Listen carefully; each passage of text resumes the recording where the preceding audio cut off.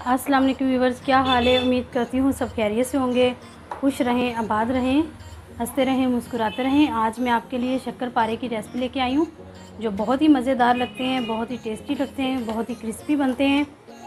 तो आप इसे बना के स्टोर कर सकते हैं, जब भी आपका दिल करे मीठे खाने को तो आप खा सकते हैं। बच्चों को लंच बॉक्स में दे सकते हैं आप।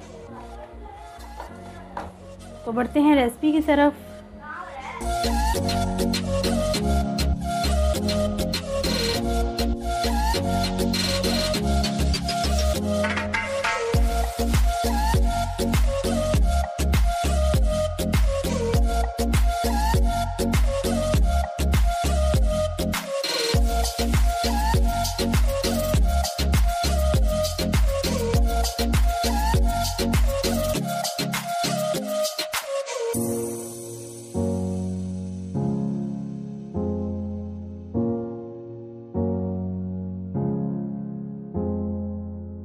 सबसे पहले हमारा स्टेप है, हमने लिया है यहाँ पे मैदे की हमने ये वाली छोटी 2 प्याली लिए हैं। 1 प्याली मैंने डाल दी थी और एक आपको दिखाने के लिए रखी थी। ठीक है, मैंने इसको छान लिया है। तो ये हमारी 2 प्याली होगी मैदे की। अब इसमें हम डालेंगे, ये छोटी प्याली हमने ली है घी की। यहाँ पे आप ऑयल भी डाल सकते हैं, मैं यहाँ पे घी डाल रही हूँ। बर्तन को हम अच्छी तरह से साफ़ कर लेंगे।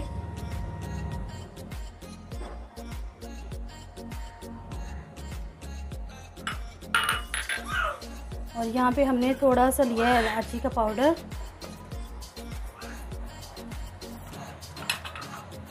और पहले हम इसको अच्छी तरह से मिक्स कर लेंगे घी के साथ और इलायची के पाउडर के साथ। ये इस तरह से इसको अच्छी तरह से मसल लेंगे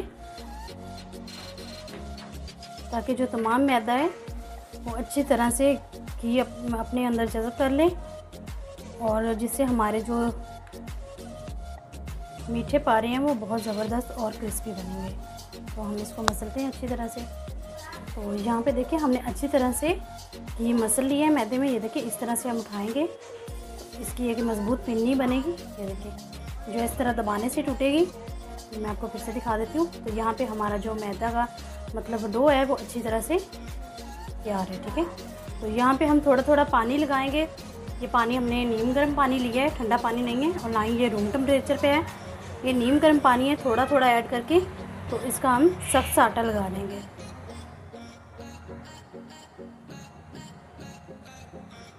क्या हमने इसका बहुत अच्छी तरह से ये आटा गूंद के तैयार कर लिया है। ठीक है, ये डो हमारी तैयार है।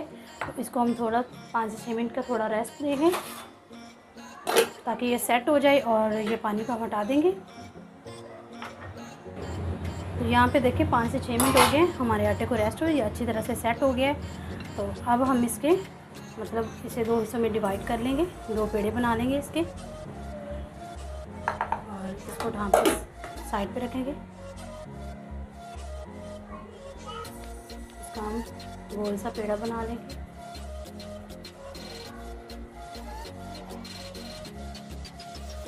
ये देखिए हमारा पेड़ा बन गया। अब हम इसकी रोटी बेल लेंगे। रोटी ना हमें पतली बेलनी है और ना ही हमें मोटी बेलनी है। और यहाँ पे देखिए हमारा आटा कितनी अच्छी तरह से सेट हुआ है, कितना अच्छी तरह से हमने गूंदा है। ना इसको मतलब कुछ मैदा लगाने की ज़रूरत है और ना ही इसे ऑयल लगाने की ज़रूरत है। हमारी रोटी वैसे ही अच्छी तरह से बन के तैयार हो जाएगी। ठीक है, तो देखिए हमने इस तरह लंबाई की शेप में रोटी बेली है। तो अब हम इसको काट लेंगे। ठीक है,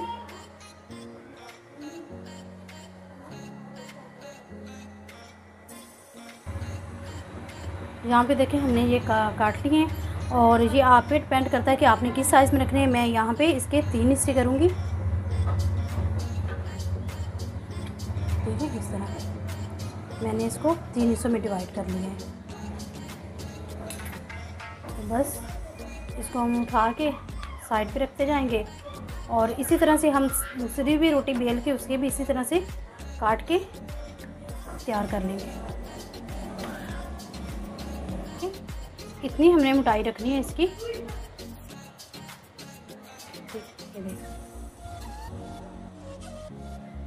तो यहाँ पे हमने देखिए एक कढ़ाई ली है, उसमें हमने ऑयल डाल लिया है और यहाँ पे हमने दूसरी कढ़ाई में हाफ़ प्याली ली है चीनी की और ये है 1 प्याली चीनी की, ठीक है।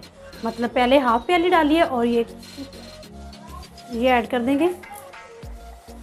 ये हमने एक तार वाली चाशनी बनानी है, तो यहाँ पे ये देखिए हमने ये मतलब 1 गिलास पानी के लिए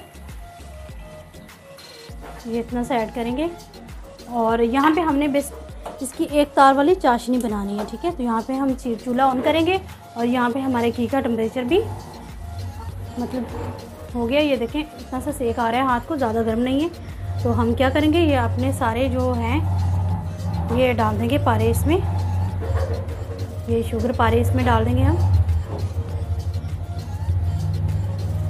ये सारे के सारे शक्कर पारे हम एक साथ ही डाल देंगे। अगर आपके पास मतलब बर्तन छोटा है तो आप मतलब 2 करके डाल सकते हैं, 2 हिस्सों में डिवाइड करके फ्राई कर सकते हैं, ठीक।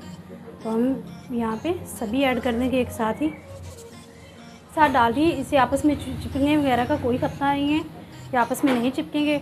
और अभी हमने इसमें चम्मच वगैरह कुछ भी नहीं हिलाना, बेसिकली जब ये फ्राई होकर थोड़े से ऊपर आएंगे तब हम इसे हिलाएंगे और यहाँ पे हम अपनी चाशनी पका लेते हैं उतनी देर में।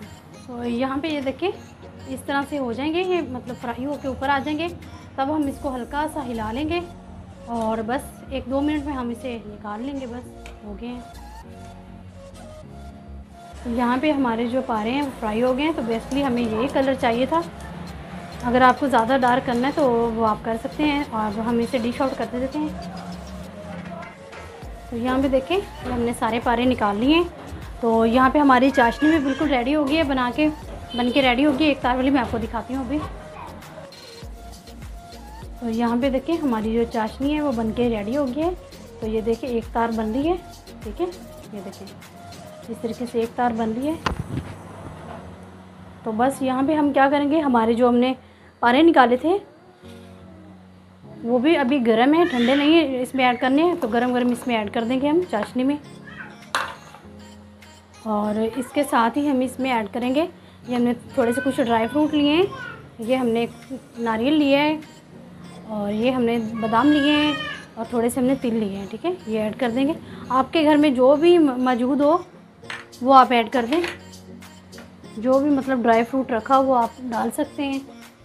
तो यहाँ पे हम इसको अच्छी तरह से मिक्स करेंगे और शुगर के साथ ही इसको हम तब तक पकाएंगे जब तक शुगर से सारी अपने अंदर ये पारे जो हैं वो जज़ब ना कर लें, ठीक है। तो बेसिकली यहाँ पे हम इसको हल्के हाथों से हिलाएंगे क्योंकि जो हमारे पारे हैं वो बहुत ही क्रंची हैं, क्रिस्पी हैं। तो इसलिए हल्के हाथों से हम इसके शुगर में इस तरह से मिला देंगे और शुगर में हमने ये हिलाते रहना और शुगर जब तक ये अपने अंदर सोख ना कर ले तब तक हम इसे पकाते रहेंगे। चूल्हा हमारा ऑन ही है नीचे। तो यहाँ पे देखें सारी शुगर जो है वो ख़त्म हो चुकी है, ठीक है। मतलब कि सारे जो हमारे शक्कर पारे हैं अपने अंदर सोख कर चुके हैं शुगर को। तो यहाँ पे हम बेसिकली इसको निकाल लेंगे। ये देखिए इस तरह का बड़ी हमने ट्रे लेनी है, कोई भी ले लें। और यहाँ पे हमारा टाइम होगा कि इसको आपस में ये जुड़ जाएंगे, शक्कर क्योंकि लगी हुई है। तो इसको यहाँ पे डाल के इसको फैला देंगे, ठीक है। मतलब अलग-अलग कर लेंगे।